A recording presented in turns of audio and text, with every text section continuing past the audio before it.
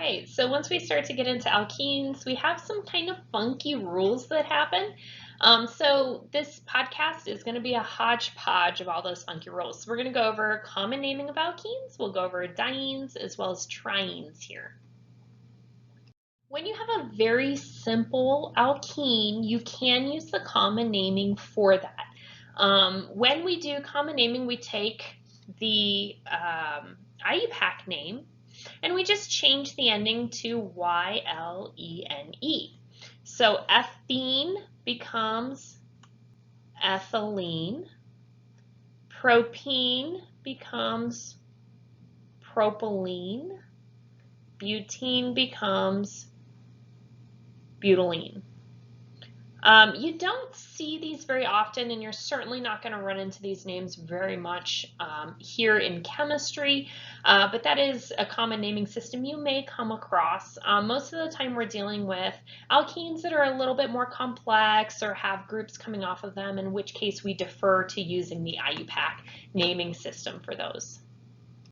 All right, so if you have an alkene that instead of having one double bond has two double bonds, we are going to go ahead and shorthand that. Instead of saying two double bonds, we're going to say there are di, or two, and we use E-N-E-S. So dienes are molecules that have two double bonds in them. So when you're naming these guys, you're going to want to count left to right, right to left, top to bottom, bottom to top. Count in every direction because you want to find whichever direction you count that includes the double bonds. You want to find the lowest number of carbon you can for the first double bond.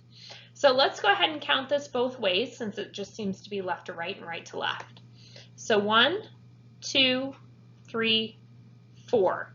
So for the green, I have a double bond starting on carbon 1 and I have a double bond starting on carbon 3. Let's go ahead and just double check because we're going to do our due diligence, counting the opposite direction that we don't get a lower numbering scheme. In this case, we have a double bond starting on carbon 1 and we have another double bond starting on carbon 3. I did my due diligence. We are ready to name this guy. So instead of saying that this is butene, because we now have two double bonds and it's 4 carbons long, we're going to use buta, okay, because we want to say that it's 4 carbons in the parent chain. But instead of just saying butene, we're going to say butadiene. That's saying I have 2 double bonds. And right before we say butadiene, we have to identify where those double bonds are. So the double bonds start on carbons 1 and carbons 3. Okay, so this is 1,3-butadiene. If I had a branch, which I don't in this, but if I had a branch, you would put that at the beginning of the name, alphabetize. Again, we're giving precedence to the double bonds for numbering, so whatever number they wind up being is what number they wind up being. All right, so we learned that alkenes have a single double bond, dienes have 2 double bonds, a triene has 3 double bonds in it. So again, we're going to make sure that we're counting in a direction for our parent chain that's going to give the first carbon in the double bond the lowest number possible. So I'm going to do my due diligence. I'm going to count both ways, left to right first. 1, 2, 3, 4, 5, 6, counting in this direction. We start double bonds with 1, 3, and 5. Let's go ahead and count backwards, right to left, to make sure that that's the lowest numbering we can come up with.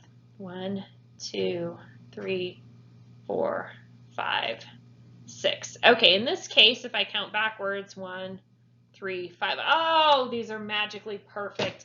No matter which way I count, they're perfect. It won't be like that on a test, so be very careful. Always count. Okay, so let's go ahead and start with the parent name. There are 6 carbons in this. So we are going to use hexa to tell us that the parent chain is 6 carbons.